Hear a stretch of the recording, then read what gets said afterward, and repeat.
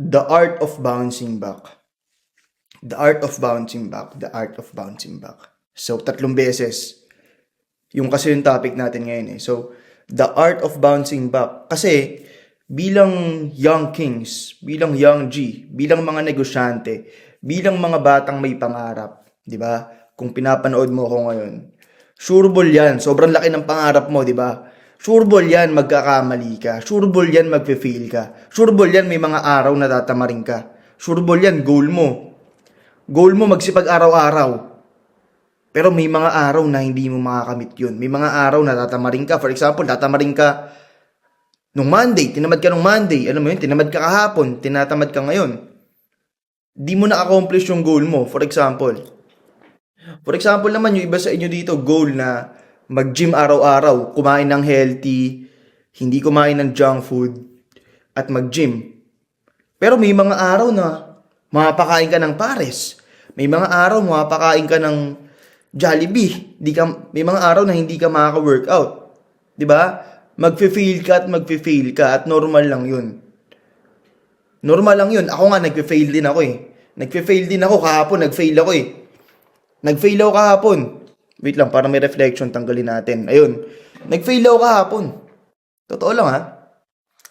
Nag-fail ako kahapon, pare. Pero, ngayon, gumagawa ako ng YouTube video. Kanina, nag-training ako, nag-push-ups ako, nag-home workout ako, push-ups, triceps, naligo, pumorma, trabaho. Nagtrabaho ako sa phone ko, kakatapos ko lang. Ngayon, nag-give ako ng value sa inyo. Diba? Kahapon, nag-fail ako ha. Keep in mind ha. Nag-bounce back ako agad. Alam mo yon? Nag-bounce back ako agad kasi alam ko nga na kailangan mo mag-bounce back agad eh. Yung iba sa inyo dito, goal nyo na hindi na kumain ng mga shitty foods, pero napakain kayo. Tapos, nung 5 days kayong kumakain malinis, nung 6th day, napakain kayo ng pares dyan, napakain kayo ng Jollibee dyan, tinamad na kayo. Diba? Monday to Friday, kumain kayo malinis. Sabado, kumain kayo ng walang kwentang pagkain. Pagtapos ng linggo, tinamad ka na. Monday, tinamad ka na. Tuesday, tinamad ka na. Nakailata ka na lang. Hindi ka na naka-bounce back, di ba? Dapat, pag nag-fail ka ng Saturday, Sunday, bounce back agad. Bounce back agad, di ba? Mag-fail ka ng Sabado, Linggo, banat ulit. Bangon ulit. Dapat meron kang ganong skill. Best example dito ako, di ba? Nag-fail ako kahapon. Oo, alam ko. Tao lang din ako. Di naman ako Diyos eh. Nag-fail ako. Di ba?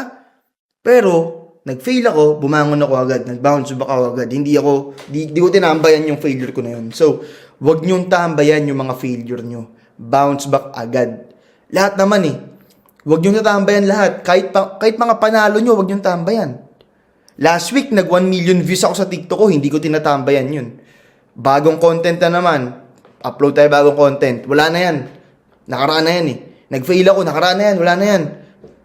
Di ba? Bounce back ulit, ngayon ulit, trabaho ulit. So, siguro ang pinaka-lesson dito, ang pinaka-point ko lang dito na pwede nyo makuha is dapat marunong kayong mag-bounce back agad. Kasi bilang batang negosyante or bilang nasa self-improvement journey ka, magfe-fail ka. Magfe-fail ka talaga. Hindi pwedeng puro wins. Walang ganun. Paano ka mag-grow? Si Jordan nga nagfe-fail eh. Lebron nga nagfe-fail eh. Ikaw pa, ako pa. Di naman tayo maganda genetics natin. Normal na tao lang tayo. So, matuto kang mag-bounce back agad. Pag nag-fail ka, ngayon, bukas, bounce back agad. Pag nag-fail ka, bounce back agad. Every day is a new beginning, right? Every day is a new chapter. So, pagising mo sa umaga, reset na yun. Bounce back. Okay? So, the art of bouncing back. Matuto kang mag-bounce back agad. Lagi natin galingan, mga G.